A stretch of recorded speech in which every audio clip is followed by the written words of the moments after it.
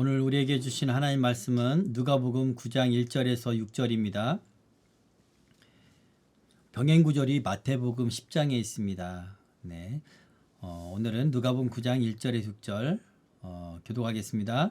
예수께서 12 제자를 불러 모으사 모든 귀신을 제어하며 병을 고치는 능력과 권세를 주시고 하나님의 나라를 전파하며 앓는 자를 고치게 하려고 내보내시며 이르시되 여행을 위하여 아무것도 가지지 말라. 지팡이나 배낭이나 양식이나 돈이나 두벌 옷을 가지지 말며 어느 집에 들어가든지 거기서 머물다가 거기서 떠나라. 누구든지 너희를 영접하지 아니하거든 그 성에서 만날 때에 너희 발에서 먼지를 떨어버려 그들에게 증거를 삼으라 하시니 제자들이 나가 각 마을에 두루 다니며 곳곳에 복음을 전하며 병을 고치더라. 아멘.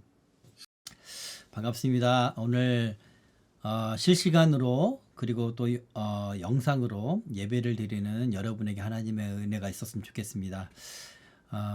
여러분의 자리에서 예배를 드릴 때 솔로몬처럼 헌신하는 마음으로 예배할 때 하나님의 크신 은총이 또 하나님의 임재하심과 또 하나님의 응답이 여러분에게 있을 줄 믿습니다.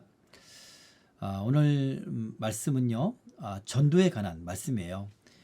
예수님께서 12명의 제자를 세우시고 그들에게 예수님이 능력을 주셨습니다. 병을 고치는 능력과 또 귀신을 제어하는 능력을 주셨어요.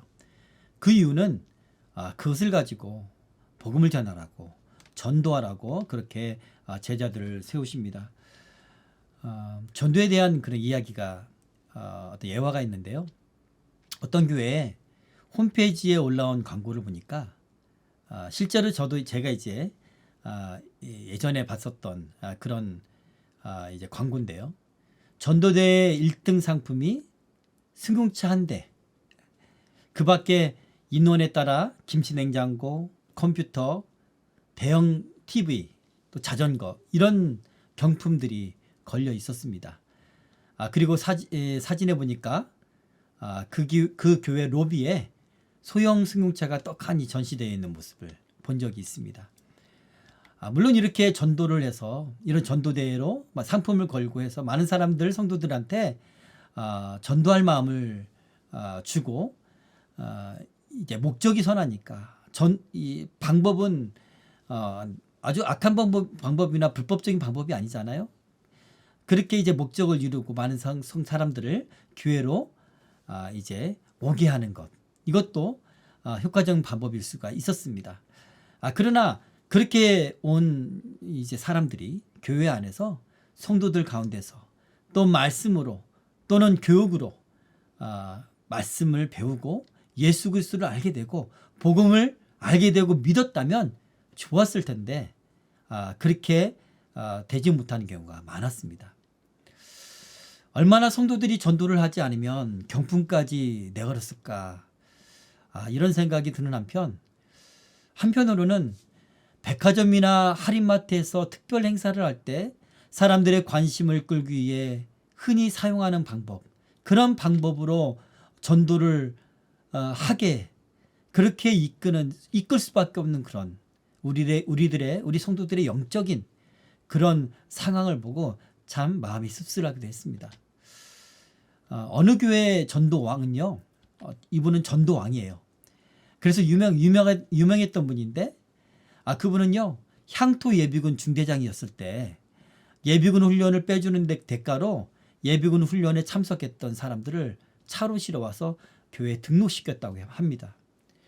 이렇게 해서 예수를 믿었던 사람들 많이 있어요. 그러나 그러지 않고 교회에 와서 이 하나님을 만나지 못하고 은혜를 경험하지 못하고 오히려 부정적인 그런 감정만 가지고 다시 세상으로 나간 사람들도 있었겠죠. 어쨌든 이런 방식으로도 전도를 예전에는 했었고요. 어떤 유치원 원장님은 유치원 선생님들을 유치원 차로 실어왔다고 하고요. 심지어 다른 교회 다니는 분들을 품앗이로 데려와 위장 등록을 시켜서 전도 숫자를 늘리는 경우도 있다고 합니다. 이게 부작용인데요. 전도 대회를 하면 전도 숫자에 따라서 이제 상도 하고 칭찬도 받고 그러잖아요. 그러니까 전도 숫자를 늘리기 위해서 교회 다니는 사람을 전도하는 이거는 진정한 의미로서의 전도가 아니죠. 또 어떤 교회에서는 누군가 그 새신자를 전도할 때 그 새신자를 전도한 사람을 이름을 등록을 하잖아요. 그 새신자가 등록할 때 그때 자기 이름을 대신 써달라고 등록으로 해달라고 요청하는 분들도 계셨어요. 왜 그러냐면 그 교회는 안수집사가 되고 장로가 되려면 뭐 안수집사 예를 들면 2명 이상 전도를 하고 장로는 몇 명 이상 전도하고 이게 꼭 있었어요.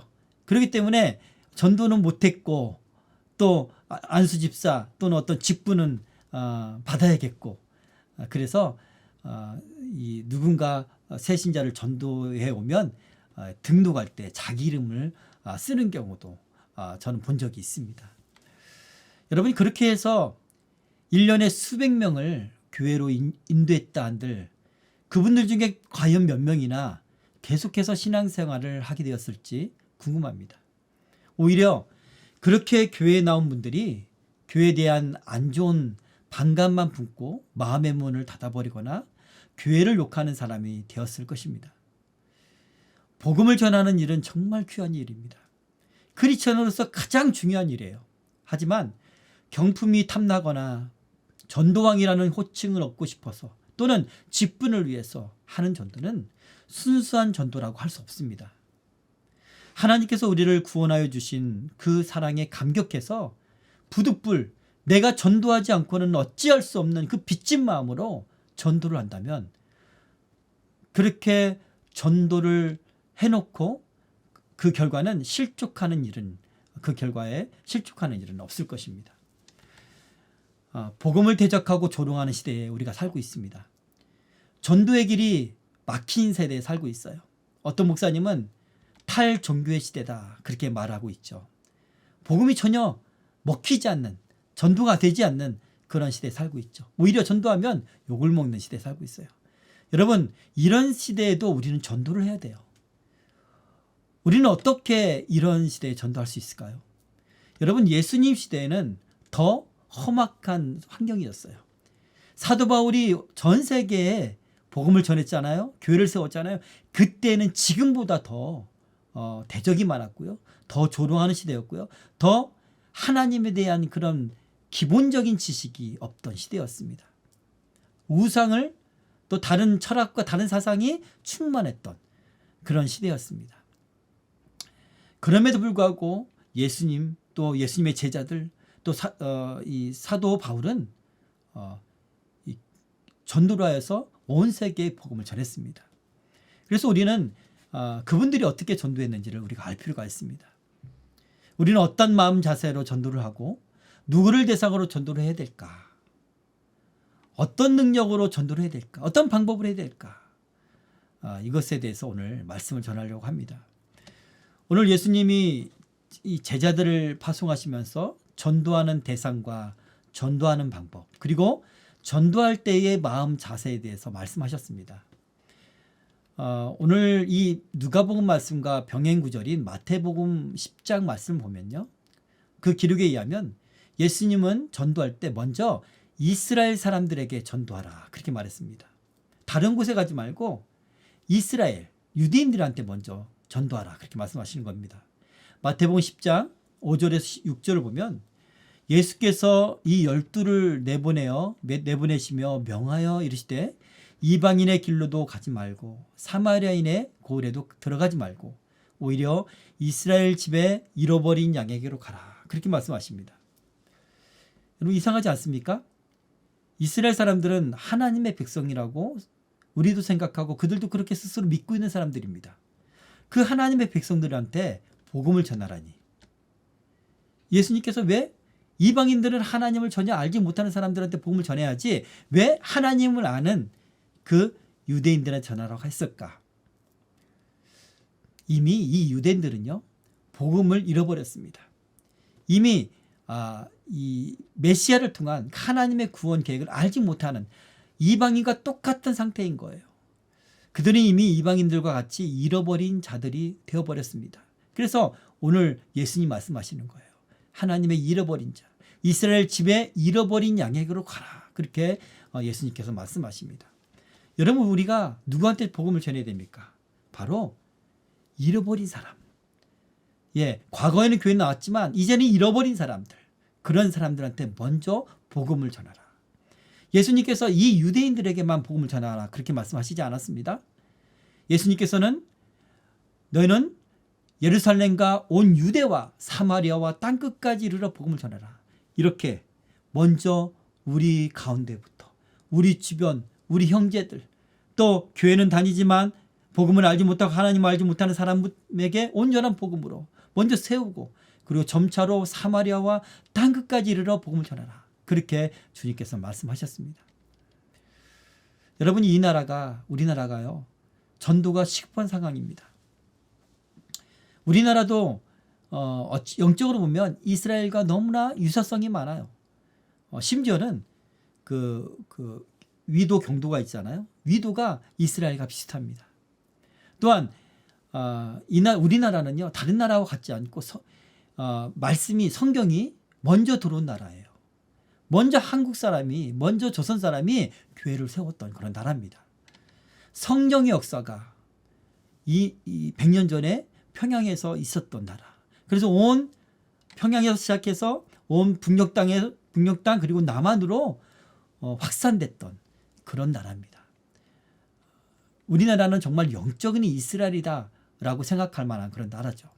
그러나 이스라엘도 바로 그랬던 나라죠.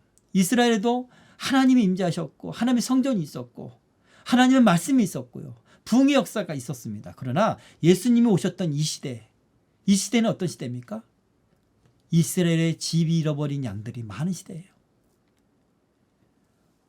열매 없는 무화과 나무가 되어버린 것입니다. 그래서 도끼가 나무 뿌리에 놓여서 뽑을 수밖에 없는 그런 영적 상태에 있는 그런 나라가 되었습니다. 과거에 잘 믿었지만, 과거에는 하나님의 나라였지만 지금은 하나님을 알지 못하고, 지금은 하나님의 복음을 알지 못하는 그런 상태인 거예요. 그렇기 때문에 예수님께서 바로 유대인들에게, 이스라엘의 잃어버린 양들에게 가라. 그렇게 주님께서 말씀하셨습니다. 이런 영적 상황에 우리가 살고 있어요. 여러분, 바로 이런 곳에서 먼저 하나님의 나라가 선포되어야 합니다. 남은 자들이 주님께 돌아오는 역사가 먼저 우리로부터, 우리 주변으로부터, 또 우리 성도들, 과거에 떠나버린 그런 성도들로부터 있어야 될 줄 믿습니다. 그러기 위해서 예수님의 제자들을 주님께서는 훈련시키신 거예요. 그들을 먼저 돌아오게 만들기 위해서 훈련시키셨습니다. 그들에게 전도하기 위해서 훈련시키셨습니다. 저와 여러분이 하나님의 은혜와 하나님의 살아계심과 성령으로, 말씀으로 훈련받은 이유는요, 바로 사람을 세우기 위한 것입니다. 많은 사람들을, 하나님이 잃어버린 양들을 주님께로 돌아오도록, 그렇게 복음을 제대로 전하도록 그렇게 하기 위하여 주님께서 우리에게 훈련시키시고 은혜를 베푸신 걸 믿으시길 바랍니다. 자, 오늘 본문은요, 예수님의 공생에 시작한 후에 1년 정도 된 그런 시기였습니다. AD 28년 초에 예수님께서는 12제자를 그때서야 임명을 하시는 것입니다. 그리고 AD 28년 말렵, 그러니까 6개월에서 12개월 사이에 예수님이 제자들을 파송합니다. 충분히 훈련을 시키신 것이죠. 그 기간 동안 예수님의 하나님의 아들 되심을 보여주시고, 예수님의 기적과 표적을 통해서 보여주시고, 그리고 예수님의 능력이, 성령의 능력이 나타나는 걸 보여주시고, 그들을 그렇게 훈련시키신 거예요. 그리고 예수님께서 마태복음에 의하면 그들에게 예수님을, 제자들을 택하실 때 그들에게 무엇을 주셨습니까? 귀신을 제어하는 능력과 병을 고치는 능력을 주셨어요. 예수님처럼 그렇게 할 수 있도록. 자, 이 6개월에서 12개월 사이에 제자들을 주님께서는 훈련시키시고 파송시키십니다.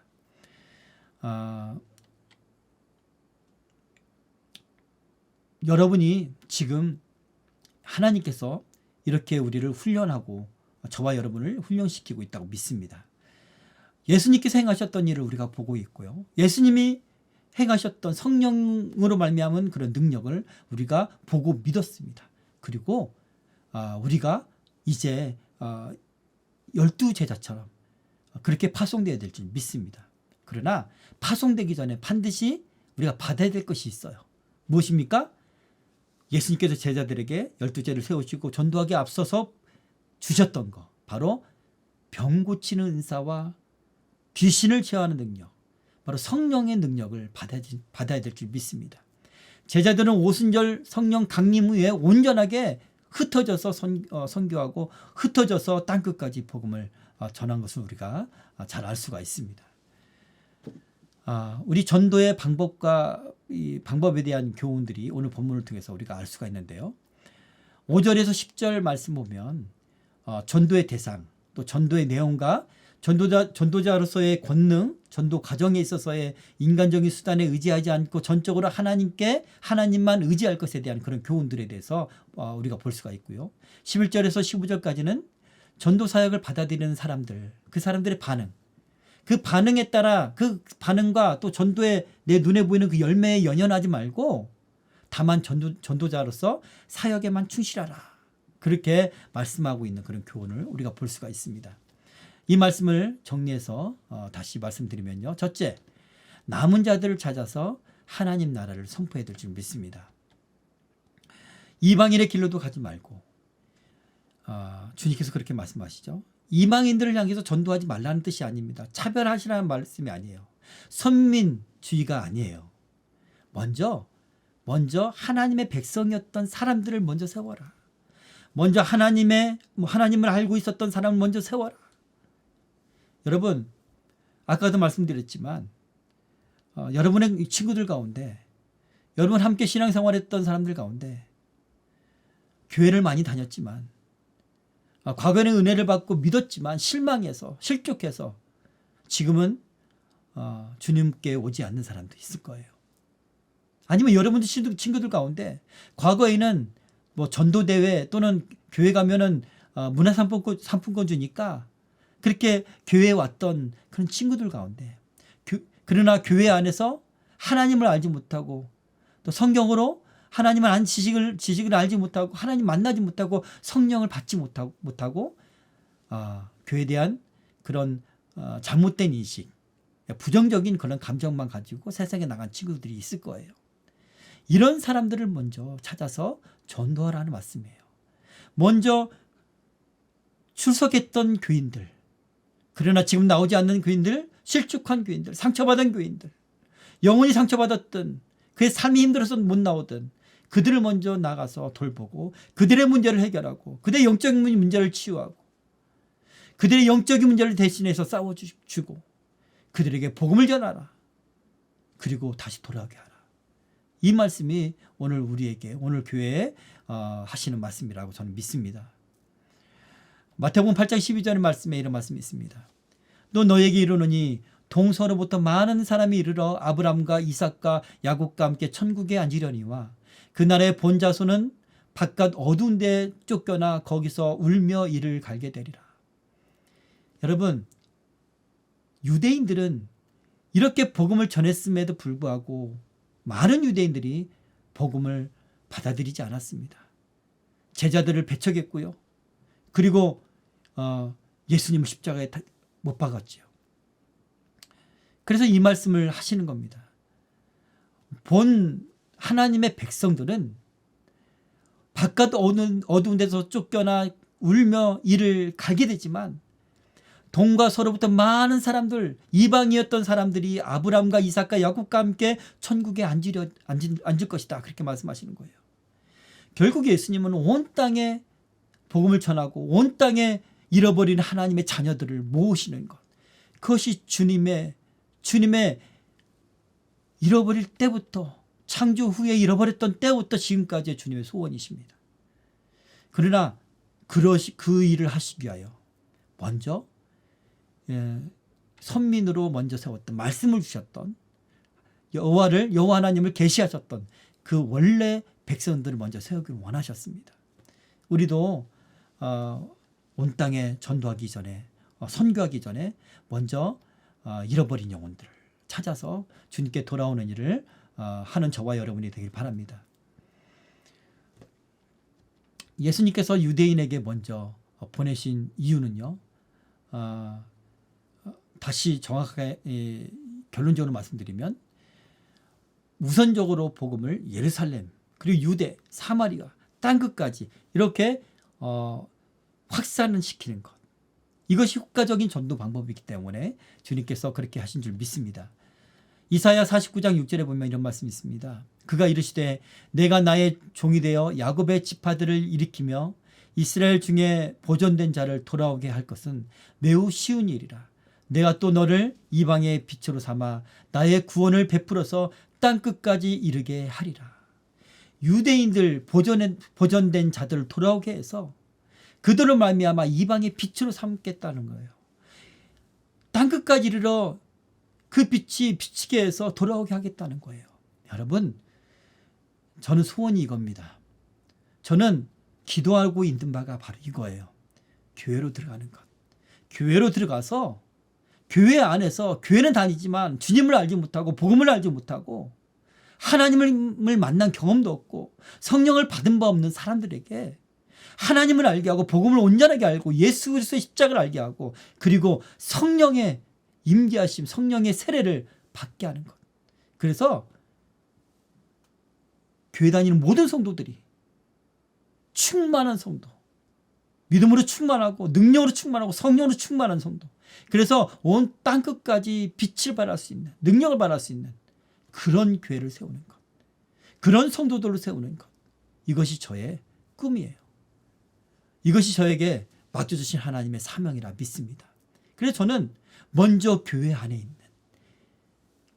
있는 어렸을 때부터 주일학교를 다녔지만 하나님에 대해서 알지 못하는 그 많은 사람들한테 주님에 대해서 온전하게 가르치는 것, 훈련시키는 것.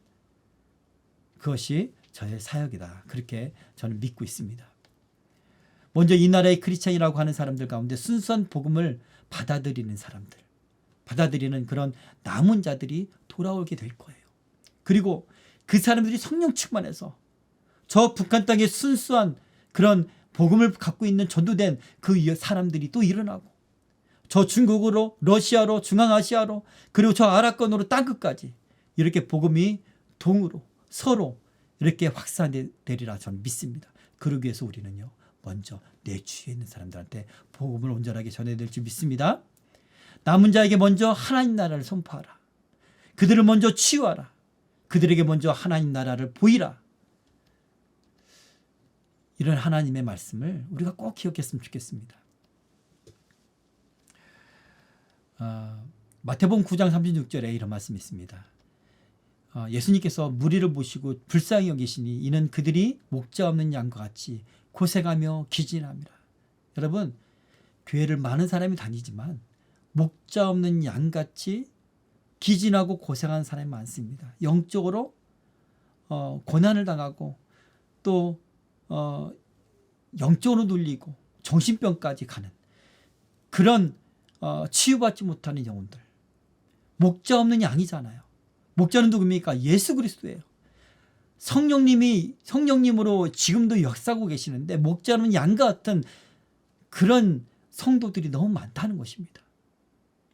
하나님의 택한 백성이면서도 하나님의 진리를 떠나 예수를 메시아로 영접지 않고 마치 목자 없는 양과 같이 미로에서 유리하며 방황하는 모든 유대인들처럼 오늘날에도 그런 성도들이, 그런 신자들이 많이 있다는 것입니다. 그런 분들을 먼저 온전하게 전도해야 될 줄 믿습니다. 저의 가장 가까운 그런 인척 가운데 60대, 50대가 될 때까지 교회를 다니셨어요. 물론 중간에 교회도 안 다니시기도 하고 그렇게 했지만 교회에서 집사님이라는 직분까지, 그런 호칭까지 얻었던 그런 분이었습니다. 열심으로 찬양하고 열심으로 기도도 했고 열심으로 교회도 다녔고 목사님도 잘 섬겼어요. 그런데 나중에 그분이 50이 넘어서 저와 함께 예배 드리는 그런 시간들을 가졌어요. 예배를 드리며 또한 성경 말씀을 가르치고 하는 시간을 가졌어요. 그런데 그분의 고백을 들었는데 너무나 큰 충격이었습니다. 나는 지금까지 교회를 다녔습니다. 그러나 예수님이 누군지 몰랐어요. 예수님에 대해서 잘 몰랐어요.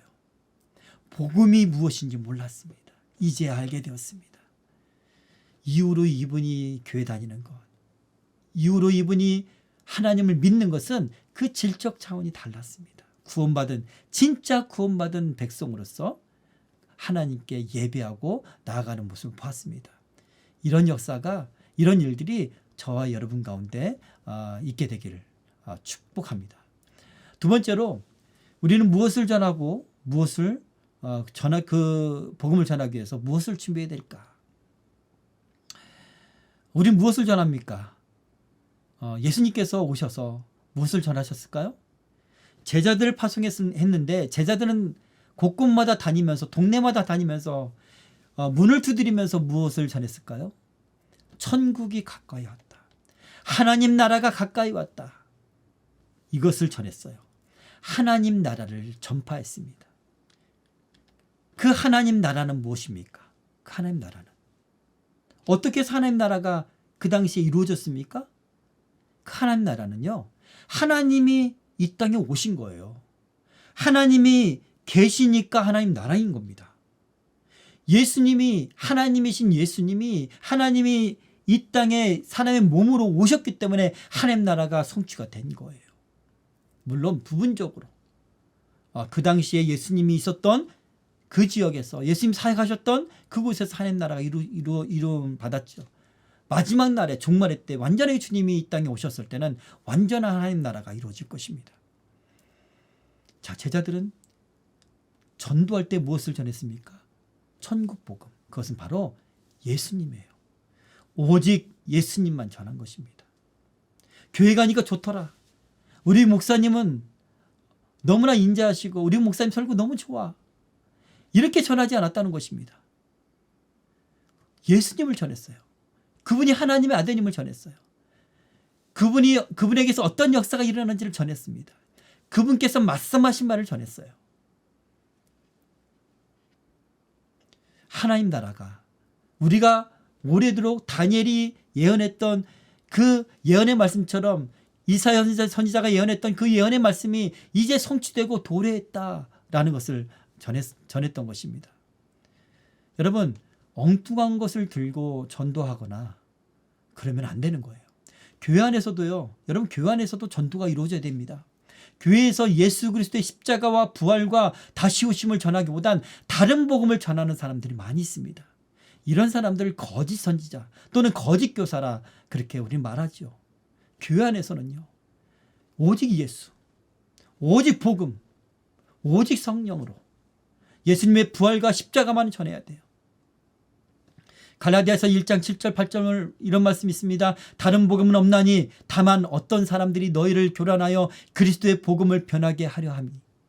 그러나 우리나 혹은 하늘로부터 온 천사라도 우리가 너에게 전한 복음 외에 다른 복음을 전하면 저주를 받을지어다.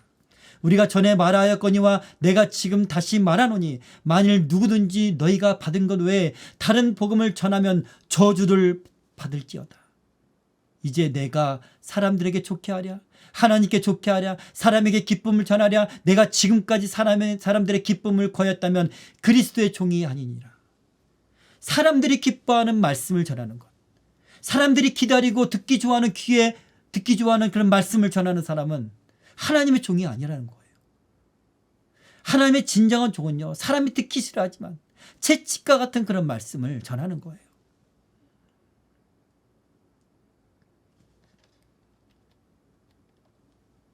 여러분, 그 당시에 유대인들한테는 율법에 대한 교훈들, 율법주의에 대한 그런 이야기들, 그런 말씀을, 율법을 해석해주고 하는 그런 말씀들, 그 율법을 지키라고 하는 그런 어떤 권고, 이런 것들이 듣기가 좋았어요. 그 당시에 그런 그 신앙의 흐름이었거든요. 그런 분위기였거든요. 오늘날 어떻습니까? 오늘날에는 오직 복음, 오직 예수, 천국과 지옥 얘기하지 말라 그렇게 말하잖아요. 거북하다, 듣기 싫다, 세상 사람들이 싫어한다 그렇게 말하잖아요. 세상 사람들이 이해하지 못한다, 우리만은 그렇게 알고 우리만 그렇게 조용히 우리끼리 알자 그렇게 말하잖아요. 그래서 천국과 지옥을 설교하지 않아요. 예수님의 다시 오심과 종말을 설교하지 않아요. 사람들이 듣기 좋아하는 것, 기쁘게 하는 그런 교리만, 그런 어떤 교훈들만 설교합니다. 당대에는요, 율법주의에 대한 그런 교훈들, 그것을 지키는 어떤 그런 것들을 설교를 했었죠. 그런 어떤 그런 분위기였었죠. 예수님의 복음을 전하는 그들의 귀에 듣기가 싫었습니다. 바리새인들에게, 서기관들에게, 제사장들에게 듣기가 싫었어요. 율법을 잘 지키고 있다고 믿는 그런 사람들, 율법주의 사람들한테는 그 복음이, 예수님의 복음이 듣기 싫었어요. 그래서 제자들이 왔어도 거부합니다. 그래서 예수님 뭐라고 말합니까? 먼지를 떨어버려라, 그렇게 말하죠. 여러분, 오직 예수 그리스도에 대한 복음, 예수 그리스도에 대한 복음, 이것이 하나님을 좋게 하는 교리입니다. 하나님이 기뻐하시는 그런 복음입니다. 예수님이 이 땅에 오심으로 한시적이고 제한적이지만 하나님 나라가 이루어졌어요. 예수님을 만나면 주님을 받아들이는 자마다 하나님 나라를 경험했습니다. 예수 그리스도의 희생과 그를 믿는 믿음으로 우리는 영적인 천국 백성이 되는 겁니다. 실제로 성령 안에서 우리는 천국을 경험하고 있습니다. 여러분 보십시오. 심판의 날이 다 가까이 왔다고 세상은 부르짖고 있습니다. 종말의 때가 가까이 다가왔다고 지금 온 세상과 온 세계와 온 이 자연환경이 그렇게 외치고 있어요. 이때 하나님의 복음을 들고 천국을 예비하라. 그렇게 주님의 재림을, 주님의 다시 오심을 예비하라. 그렇게 복음을 전해야 될 줄 믿습니다. 이제 마지막 날에 완전한 하나님 나라가 이 땅에 들어야 될 것을 믿으시기 바랍니다. 그리고 또한 우리는 복음을 전하면서 또 어떤 사역을 행해야 될까요? 제자들은 어떻게 행했습니까? 병든 자를 고치고 귀신을 쫓아냈습니다. 하나님의 자녀들, 백성들을 억압하고 있는 것들을 물리쳤다는 것이에요. 그것을 하기 위해서 이 제자들을 내보내시기 전에 주님께서는 능력을 주셨습니다. 여러분, 하나님 나라 전도에 두 가지 목적이 있죠. 바로 제자들을 세우시고 이런 일을 행할 수 있도록 주님께서 권능을 주신 것입니다. 하나님 나라를 전하고 그리고 그들을 해방시키기 위하여, 그들을 치유하기 위하여, 자유함을 주기 위하여. 이것이 하나님 나라인 거예요. 이것이 하나님 나라의 전도의 두 가지 모습인 것입니다. 육체의 치유와 영적인 치유는 하나님 나라 임함의 실제적인 결과입니다. 주님은 전도를 위해 오순절 다락방에서 먼저 성령의 권능을 받기를 기다리라, 그렇게 말씀하신 거예요. 제자들이 그런 이 전도를 하기 위해서, 주님께서 원하시는 전도를 온전하게 하기 위해서는 성령을 받아야 되는 거예요. 성령의 권능을 받아야 되는 거예요. 그렇기 때문에 너희들은 기다려라. 기다릴 때까지 기도하라. 기도하고 기다려라. 여러분, 성령의 권능을 받기 위하여 저희도 기다리길 원합니다. 기대하면서 믿고 주님 주실 때까지 기도해야 될 줄 믿습니다. 교회 안에서 모여서 기도하고 골방에서 기도하고, 그래서 성령을 받아서 여러분 복음을 전할 때 말과 혀로만 전하지 않고 하나님의 능력을 보이고 하나님의 살아계신 것을 임재하심을 보이면서 그렇게 전도하는 그런 분이 되길 바랍니다. 오직 성령이 너에 임하시면 너희가 권능을 받고 예루살렘과 유대와 사마리아와 땅끝까지 이르러 내 증인이 되리라. 성령이 임하는 것이 먼저예요. 성령이 임하는 것이. 여러분, 제자들이 오순절 다락방 이전에 제자들은 성령을 이미 받았어요. 예수님이 부활하시고 제자들에게 후 하시면서 숨을 내쉬면서 성령을 받으라 말씀하셨습니다. 그들은 성령을 받았어요. 그러나 그걸로 부족하다는 거예요. 성령이 임하면 불의 혀와 같이 갈라지는 것을 각 사람 심령마다 머리 위에 임하는 것을 볼 때, 임하면 그것은 무슨 말입니까? 성령이 능력으로 임하면 그런 능력을 받고 증인이 되라, 전도하라, 그럴 수 있다는 것입니다. 성령을 받지 않고 전도자가 되지 마십시오. 성령을 받지 않고 신학대학원을 가거나 주의 사역자가 되지 마십시오. 오늘날 성령을 받지 않은 그런 목회자가 있다고 합니다. 오늘날 성령의 권능을 회방하는 목회자와 성도들도 많이 있습니다. 그러나 주님은 먼저 성령의 권능을 받아야 된다. 그렇게 말씀하고 있는 이 말씀을 여러분 꼭 기억하시기 바랍니다. 사도 바울이요, 그리스에서 헬라 지역에서 전도 여행을 했었죠. 전도했을 때, 사도 바울이 전도했을 때 이 당시는 오늘날보다 더 전도하기 어려운 그런 시대였습니다. 많은 우상들이 많았고요. 그리고 다신교 그런 사회였었고, 특별히 그리스는요, 철학의 그런 도시였어요. 많은 사상들이 넘치는 아주 우리가 논리적으로 보면 고차원적인 그런 사상들이 많은 그런 시대였습니다. 사도 바울이요, 아덴에 갔었죠. 아덴은 어디입니까? 아테네입니다. 아테네, 유명한 그런 도시죠. 철학의 도시고 우상의 도시예요. 누구라도 새로운 이론과 철학을 전하면 관심을 가지고 많은 사람들이 들으러 와요. 그리고 토론하는 분위기가 있는 그런 도시입니다. 그곳에서 바울은요, 복음을 전했어요. 지식과 논리를 추구하는 그들에게 바울은 누구보다 그런 방식으로 전하는 것에 자신이 있었습니다. 왜냐하면 바울은요, 바리새인 중에 바리새인이었습니다. 당대 가장 유명한 율법학자였던 가말리엘 문화에서 교육을 받았던 사람이었어요. 엘리트 중에 엘리트였습니다. 사도행전 17장에 보면 이렇게 말씀하고 있죠. 회당에는 유대인과 경건한 사람들과 또 장터에는 날마다 만나는 사람들과 변론하니.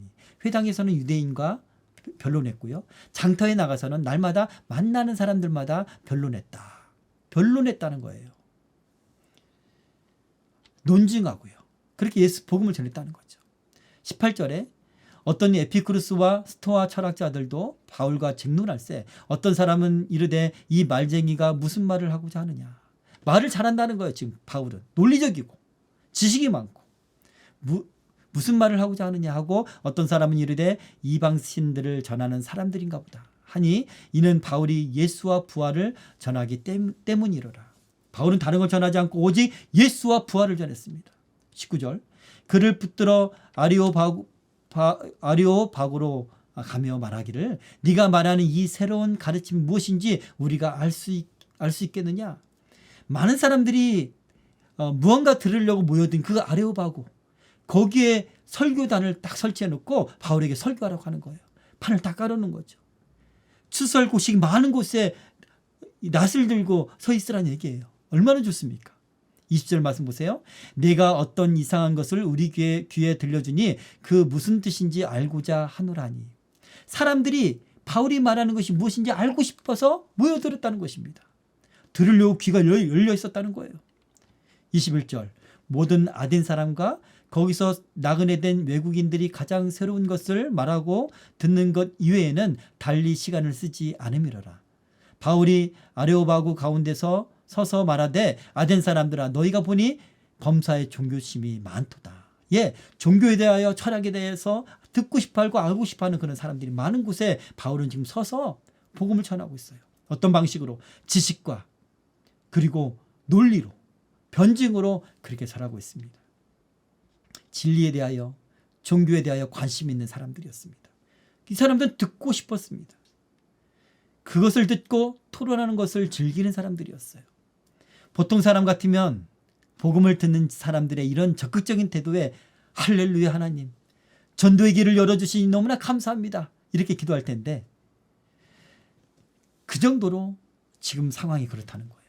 바울은요 그들의 방식대로 이 헬라 사람들의 방식대로 논리적으로 복음을 전했어요. 다른 것을 전한 것이 아닙니다. 예수와 부활만을 전했어요. 그러나 그 전하는 방식이 논리와 철학적 변증이었던 거예요. 결과적으로 얼마나 많은 열매를 거뒀을까요? 사도행전 17장 32절을 이렇게 말씀하십니다. 그들이 죽은 자의 부활을 듣고 어떤 사람은 조롱도 하고 어떤 사람은 이 일에 대하여 내 말을 다시 듣겠다 하니 사람들은 논리적으로 지식적으로 이해하지 못했어요. 조롱했습니다. 물론 관심을 가진 사람들도 있었습니다. 그러나 그것은 그들의 지적 호기심을 위한 것이었어요.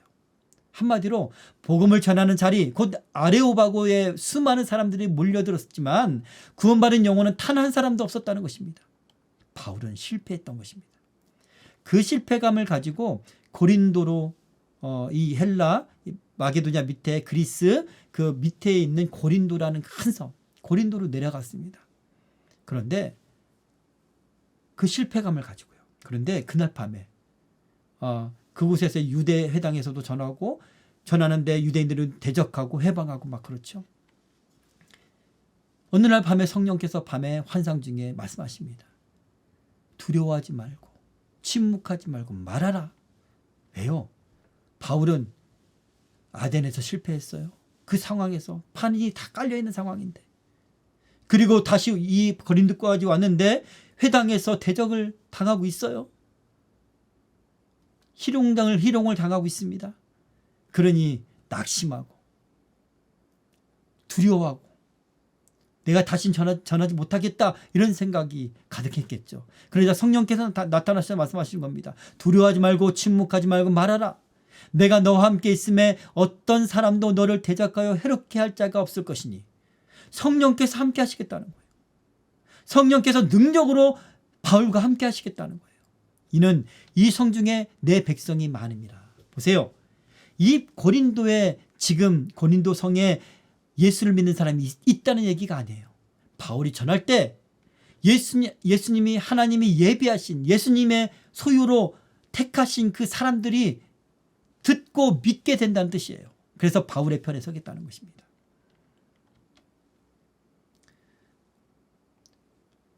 성령께서 하나님께서 준비하신 영혼들이 많이 있다라고 말씀하시는 것입니다.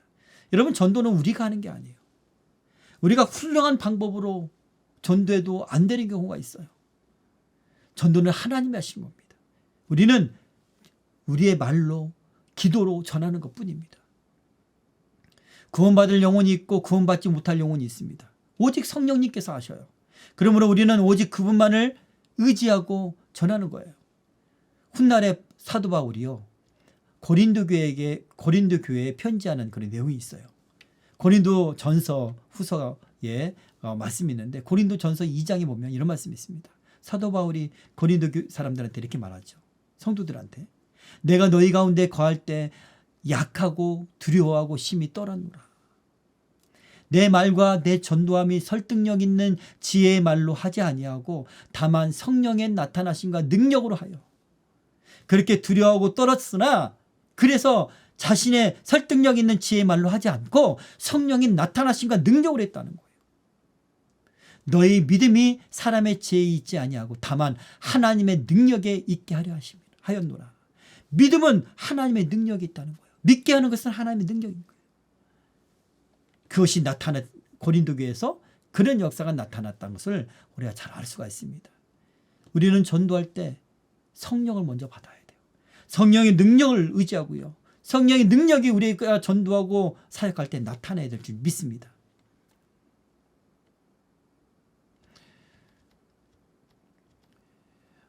여러 해 전에 어떤 사람이요, 미국에 가서 큰 인기를 얻으며 많은 추종자들을 끌어모았습니다. 그 방법은 어떤 방법이냐면 가정에서 만든 로자리오 묵주라는 거였어요. 이 묵주. 매일 아침 이 작은 줄을 어루만지면서 나는 날마다 더 좋아지고 있다. 난 날마다 더 좋아지고 있다. 이렇게 중얼거리면 만사가 형통할 것이다. 이런 황당한 주장에 많은 사람들이 몰려들었다는 거예요. 여러분, 기독교는 이런 황당한 이야기를 하는 것이 아닙니다. 또는 긍정적인 생각을 해. 긍정의 힘. 그러면 하나님께서 너의 믿음을 보고 하나님이 축복해 주시고 잘 되게 하셔. 이런 황당한 복음을 전하는 것이 아닙니다. 여러분, 어떤 신학교 교수는요, 인문학과의 만남이라는 영상을 만들면서 어떤 메시지를 전한 줄 아세요? 하나님과 예수 그리스도의 복음을 전합니까? 아니요. 세상 사람 싫어하니까. 인문학과의 만남. 근데 그분 전하는 거 보니까 불교의 경전에 그 불교의 교리를 전하더라고요.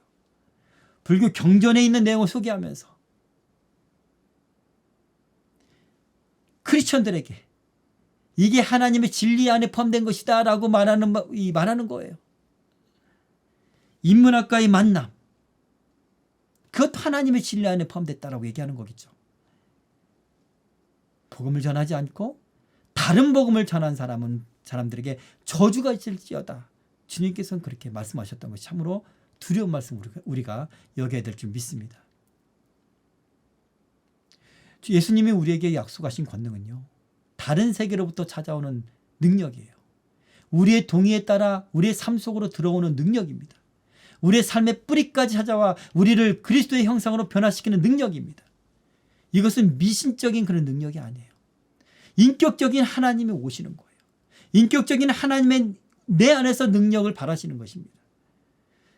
나는 하나님의 모든 자녀들이요, 성령님에 대해 정말 제대로 알았으면 좋겠습니다. 일부 신자들은요, 성령님에 대해 오해하고 있는 분들이 많이 있어요.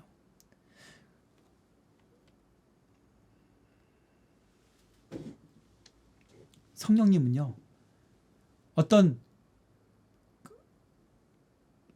비인격적인 그런 존재가 아닙니다. 성령님은 예수 그리스도의 영, 하나님의 영이십니다. 하나님과 같은 분이고 예수님과 같은 분이셔요. 그 성령님을 오해하지 말고 그분을 초청하고 받아들이고 또한 그분의 능력으로 충만하는 저와 여러분이 되길 바랍니다. 사도행전 1장 4절 말씀에 이런 말씀이 있습니다. 사도와 함께 모이사 그들에게 분부하여 이르시되 예루살렘을 떠나지 말고 내게서 들은 바 아버지께서 약속하신 것을 기다리라. 성령님을 기다리라. 예수님은 그렇게 강조했던 것입니다.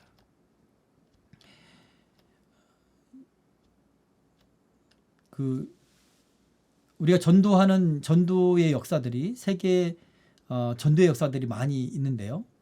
특별히 미국에서 일어난 제2차 대각성 운동을 이끌었던 그런 전도자 중에서 유명한 사람이 있죠. 바로 찰스 피니입니다. 이 찰스 피니는 성령이 충만했던 사람이었어요. 기도를 많이 하고 성령의 능력이 나타났던 사람인데 이 사람으로 말미암아 미국에서 제2차 대각성 운동이 일어났어요. 이 찰스 피니는요, 오직 성경을 유일한 진리로 믿고 성경을 읽고 기도에 힘쓸 때 예수님이 이 찰스 피니가 그렇게 할 때 예수님이 찾아왔어요. 그리고 성령님을 체험했습니다. 어느 날 찰스 피니가 말씀 중심으로 복음을 전했을 때 하나님의 임재하심으로 많은 역사가 일어났었는데요. 하루는 뉴욕주에 위치한 소돔이라는 그런 마을, 이 마을 이름이 소돔이에요. 소돔이라는 마을에서 집회를 시작하고 15분도 채 지나지 않았을 때 생긴 일이었어요. 사람들이 모두 앉은 자리에서 땅바닥에 엎드리는 거예요. 기도하기 시작하는 거예요. 울부짖기 시작하는 거예요. 당시의 모습을 찰스 피니는 그렇게 말합니다. 내가 양손에 칼을 쥐고 휘둘러도 그들 그렇게 재빨리 넘어지게 할 수 없을 것이다. 처음 넘어지기 시작하여 2분도 채 못 되어 거의 모든 사람들이 주저앉거나 엎드려 기도하는 현상이 일어났다. 여러분, 찰스 피니가 복음을 전할 때, 말씀만 전할 때 성령님이 임하시니까 15분도 채 되지 않았어. 그래서 많은 사람들이 그 말씀 듣고 성령의 감동을 받아 엎드리고 기도하고 회개하고 울부짖는 역사가 일어났다는 것입니다. 또 어느 날은요, 찰스 피니가 뉴욕에 있는 방직 공장을 견학하는 일이 있었습니다. 견학하는 동안에 이게 둘러볼 거 아닙니까? 한 처녀가 찰스 피니가 그 처녀에게 다가가니까 이 처녀가 막 손이 부들부들 떨리는 거예요. 부들부들 떨면서 그 자리에서 푹 쓰러졌습니다. 이 소녀는 눈물로 갑자기 통회하고 회개하며 그렇게 기도하고 막 울기 시작하는 거예요. 성령의 역사가 일어난 것이죠. 그 순간 그 소녀뿐만 아니라 마치 화약이 폭발하듯이 그 방에 있었던 모든 사람들이 회심하는 역사가 일어났다고 해요. 이 사건을, 이 광경을 목격한 이 공장의 주인은요, 공장 문을 닫았다고 합니다. 그날만큼은 공장 문을 닫았어요. 공장 일보다 영혼 구원의 일이 더 중요하다. 그렇게 말하고 공장 문을 닫고 그날에 이 부흥 집회를 열었다고 합니다. 그곳에 참석한 모든 직공들이, 집회에 참석했던 모든 사람들이 예수님 만나고 예수님 믿게 된 거예요. 이렇게 전도에는요, 전도는 성령이 역사하는 것입니다. 저와 여러분이 전도할 때 성령을 가기 전에 먼저 성령을 받고 전도를 할 때 이런 복음의 역사가 일어났으면 좋겠습니다. 마지막으로 우리가 하나님 나라를 전할 때, 복음을 전할 때, 전도할 때 가져야 될 태도는 무엇일까? 예수님 말씀하시죠. 너희가 거저받았으니 거저 주어라. 그렇게 말씀하십니다. 어떤 사람들은 하나님의 은사를 받고 권능을 받았는데 그 권능과 은사를 사리사욕으로 쓰는 사람들이 있어요. 그것으로 교회를 불리고 물론 영혼 구원을 위해서 교회가 부흥되는 건 좋아요. 그러나 어떤 자기의 어떤 성공과 또 물질적인 어떤 양적인 부흥을 위해서 그렇게 오게 만들고 재정을 채우고 하는 경우가 되게 많이 있어요. 어떤 사람들은요, 제가 예전에 그 신사도 운동 하시는 어떤 분이 한국에 왔다고 해서 그 집에 참석한 적이 있어요. 신사도 운동에 대한 여러 가지 평가가 있기 때문에 저는 정말 이분들이 정말 성령의 이끌림 받는 사람들인가, 저는 한번 그것을 한번 판별하려고, 제가 이제 부족한 사람이지만 한번 경험하려고, 과연 어떨까 분별하려고 한번 여러 목사님들과 함께 한번 가서 본 적이 있습니다. 그런데 이분이 정말 은사가 있고 그런 능력의 사람이라고 소문난, 전 세계에 소문난 사람인데 집회를 하다가 집회를 이렇게 하고 말씀을 전하고 이제 축복 기도를 해주겠다 그렇게 말씀하시면서 말씀하시는 거예요. 여러분 가운데 오늘 하나님께서 특별히 기업을 운영하시는 분들에게 축복을 하시길 원하십니다. 여러분 가운데 사장님 있으면, 대표가 있으면, 기업을 운영하는 그런 분들이 있으면 앞으로 나오십시오. 가장 먼저 그들에게 먼저 축복 기도를 해주더라고요. 그랬을 때 정말 이것이 하나님께서, 성령님께서 원하시는 그런 사역인가, 하나님이 인도하시는 사역인가, 그런 생각이 들었습니다. 물론 그분도 성령 은사를 받았을 거예요. 그러나 그 성령의 은사는 받았지만 지금 사역하고 있는 것이 성령의 인도하심으로 하는가, 이건 별개의 문제죠. 예수님께서 말씀하십니다. 거저 받았으니 거저 주어라. 그러면 복음을 전하는 사람들은 무엇으로 채워야 됩니까? 물질을. 무엇으로요? 주님께서 채워주신다는 거죠. 또 주님께서 말씀하십니다. 전대에 아무것도 가지지 말고. 여러분, 전대는 허리춤에 차는 주머니죠. 단순히 돈을 일절 가지고 다니지 말라 이런 의미라기보다는요, 주님께서 주신 권능을 이용해서 돈주머니를 채우지 말라 이런 말씀이에요. 너희들의 돈주머니, 너희들의 삶을 위해서 그 너희들의 사역을 사용하지 말라, 그걸 도구로 삼지 말라라는 말씀이에요. 전대를 채우지 말라. 주머니나 두벌 옷이나 가지지 말라 이렇게 말씀하시죠. 하나님을 위해서 일하는 일꾼은 하나님께서 먹이시고 보호하시고 필요를 채우신다는 거예요. 그러므로 온전히 하나님만 의지하라 이런 말씀입니다. 여러분, 은사를, 성령의 능력을 가진 사람은 바로 이렇게 일해야 돼요. 무엇을 얻으려고, 어떤 명예를 얻으려고, 어떤 사역의 성공을 위해서 사용한다면 사단이 우리를 타락시킬 것입니다. 그리고 부작용이 일어날 거예요. 또 예수님께서 뭐라고 말씀하십니까? 합당한 자를 찾아내라. 이 합당한 자를 찾아내어서 복음을 전하라는 얘기는 천국 복음을 받아들이고자 하는 사람들을 찾으라는 얘기인데, 우리가 어떻게 알 수 있습니까? 모르죠. 그러니까 복음을 전하는 거예요. 어떤 사람 비난하기도 하고 조롱하기도 하고, 어떤 사람은 돌을 던지기도 하고 문을 닫을 만한 사람들이 있겠지만, 어떤 사람이 복음을 전할지 모르니까 100명에게 전했을 때 단 한 사람이라도 복음을 전할 사람이, 주님께서 예비한 사람이 있을지 모르니까 복음을 전하라는 거예요. 그 사람이 합당한 자라는 것입니다. 그 합당한 자를 우리가 복음을 전할 때 찾아낸다는 거예요.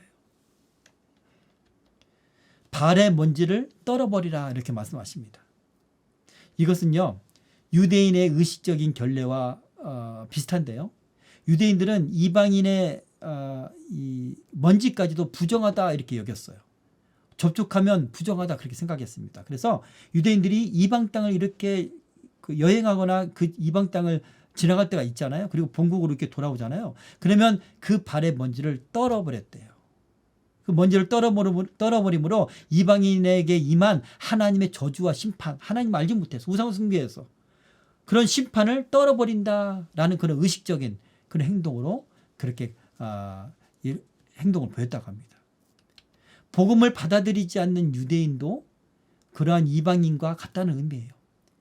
예수님의 시대에 복음을 받아들이지 않는 이방인, 유대인들, 너희들도 이방인과 똑같아. 너희들도 저주와 심판이 임할 것이야. 그들에게 어떤 영향도 받지 말라는 이야기예요. 나를 저주하고 조롱하고 복음을 거부하고 하면 복음을 전한 사람은 상처를 받아요. 심령이 상합니다. 연약해져요. 바울처럼 두려워합니다. 그러나 예수님께서는 발을 떨어버려. 그들은 저주받을 사람이야. 심판받을 사람이야. 그들에게 아무런 영향을 받지 마라. 우리를 위해서, 전도하는 제자들을 위해서 주님께서 말씀하시는 거예요. 발에 떨어버리라.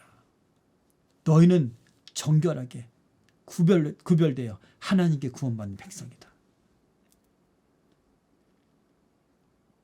실패감을 느끼지 말라는 것입니다. 회의감에 빠지지 말라라는 그런 주님의 말씀이에요. 복음을 전하되 여러분 낙심하지 마십시오. 우리는 복음을 전하고 열매를 거두시는 분은요.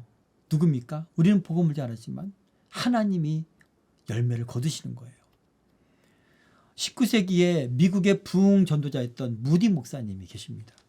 수십만 명을 주님께로 인도했던 분이죠. 특별히 주일학교 교육의 중요성을 일깨우신 분으로 아주 유명합니다. 이 무디 목사님이 하루는 하루에 사람들에게 내 오늘 하루는 이렇게 전도하고 복음을 전해야지. 그렇게 목표를 날마다 세웠대요. 그런데 어느 하루는 아무에게도 전도를 하지 못할 때가 있었습니다. 매일마다 복음을 전해야 된다고 목표를 세웠는데 전도하지 못했을 때 그날 밤은 잠자리에 들었으나 책임을 완수하지 못한 죄책감 때문에 잠이 오지 않았대요. 무디 목사님은 다시 옷을 입고요. 거리로 나갔습니다. 그래서 밤중에 거리에 서서 말씀으로 권유할 대상자를 찾았어요. 근데 한 술주정꾼이 오는 거예요. 그에게 다짜고짜 다가와서 예수님을 아십니까? 라고 물었어요.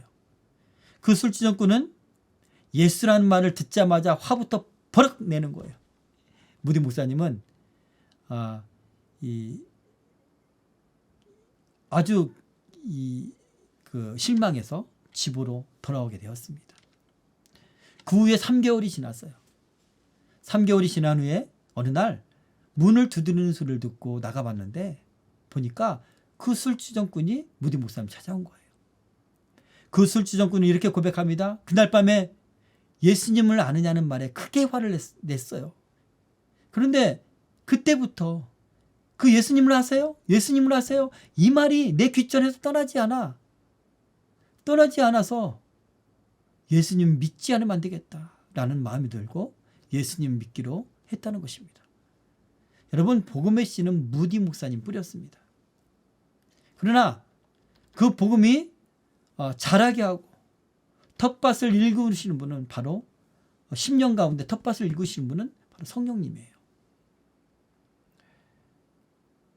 예수라는 형체도 없는 작은 씨를 그 박토와 같은 텃밭에 뿌리고 우리는 그렇게 뿌리지만 그것을 자라게 하시는 분 바로 하나님이시라는 것을 우리가 믿어야 될 줄 믿습니다. 시편 기자는 말합니다. 눈물을 흘리며 씨를 뿌리는 자는 기쁨으로 거두리로다. 울며 씨를 뿌리러 나가는 자는 정녕 기쁨으로 그단을 가지고 돌아오리로다. 여러분, 우리는 씨를 뿌릴 때는 눈물을 흘리더라도 주님 오시는 그날, 아니 이 땅에 있을 때도 우리가 뿌린 씨 때문에 주님께 돌아온 영혼을 바라볼 때 너무나 기쁜 것을 느낄 거예요. 또한 주님 오시는 그날, 내가 뿌려서 주님께서 거둬들인 그 영혼을 바라볼 때 큰 기쁨을 얻게 될 줄 믿습니다. 말씀을 정리합니다. 우리는 물론 세상으로 나가서 전도를 하고 땅 끝까지 복음을 전해야 됩니다. 그러나 우선은 나와 가까운 사람들, 교회는 다녔지만 복음을 알지 못했던 사람들, 하나님 나라를 경험하지 못했던 사람들, 성령을 받지 못한 사람들을 대상으로 하나님 나라를 전해야 될 줄 믿습니다. 두 번째로, 그렇다면 무엇을 전해야 됩니까? 오직 예수, 오직 부활, 오직 복음, 오직 천당, 오직 지옥, 불신, 예수 천당 불신족, 이것을 전해야 됩니다. 그것을 온전하게 전하기 위해 우리는 성령의 권능을 받아야 될 줄 믿습니다. 성령의 권능을 받지 않으면 온전하게 변화시킬 수 없는 것을 우리는 성경을 통해 잘 알 수가 있습니다. 마지막으로, 오직 우리를 채우시고 도우시고 사람을 변화시키시는 분은 성령님입니다. 그 성령 하나님을 의지하고 우리가 복음을 전하는 전도하러 가는 저와 여러분이 되기를 바랍니다. 아멘.